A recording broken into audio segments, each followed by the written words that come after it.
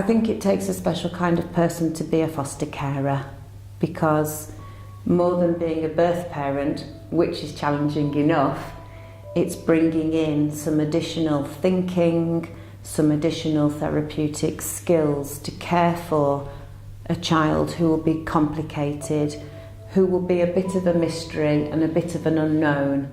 So Rotherham Council for Fostering Service offer quite a bit of training throughout the year. You get a manual sort of once a year that has all the different courses and the dates, and then you kind of choose which ones you want to go on. You might talk to your supervising social worker about which ones they feel you need, or you might say, I would really like to do this training, and then you just kind of email and get a place. Sometimes there's a waiting list because some of the trainings are really popular.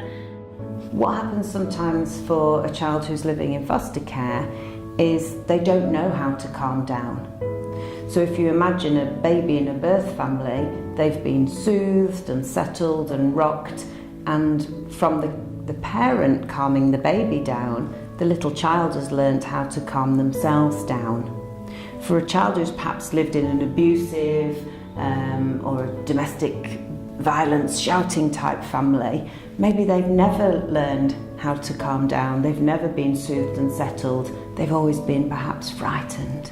So I say to our foster carers, don't send the child to the bedroom. Time out doesn't really work. This child needs time in, just like the baby needs time in to learn how to settle and to settle themselves down. This child needs to go through that. You need to keep calm to help the child learn how to keep calm. So time in can be much more successful, and rather than having a naughty step which would just reinforce to the child, I'm naughty and bad, that's why I've been beaten or abused or neglected, for these children we have to perhaps give them a thinking spot or a comfy cushion, somewhere that they can go and perhaps think and reflect, but not be too far away from the carer, because they're already frightened of being rejected, being abandoned, being hurt, being scared.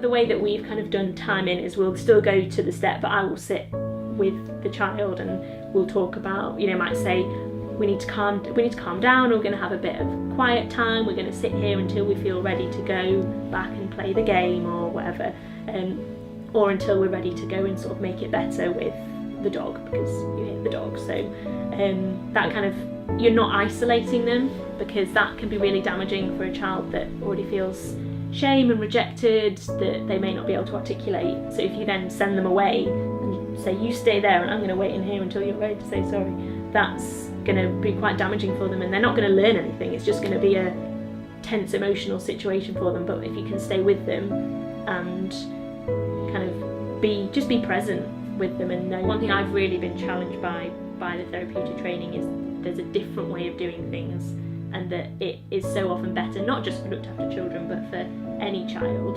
So, if and when hopefully we do have children that stay forever, then we will hopefully still be able to use some of these strategies or approaches with any child that's in our home, not just foster children, because it's a much more, it's a therapeutic or more positive way of parenting to children. What we like to offer in Rotherham is we like to offer further training, much more advanced training, so that the foster carer can really understand early trauma to the child. How does that impact on the child? How does that impact on their brain?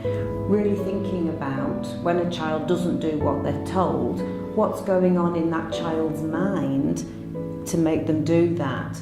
Rather than seeing behaviour as good and bad, we're really looking for the reasons underneath that behaviour, the child's inner world, the child's emotions, and we'll train our foster carers to really understand that over a 6 or 8 week course, one morning a week, or coming on an intensive 1-day training course where we talk about brain development, hormones, trauma and its impact on a child and child development, and then we spend the afternoon thinking about how do we heal the early damage that's caused by all of this trauma. What games can we play with children to help them learn? What games do we play with children to help them build trust with grown-ups? How How do we help a child who's been abused and hurt learn to trust again?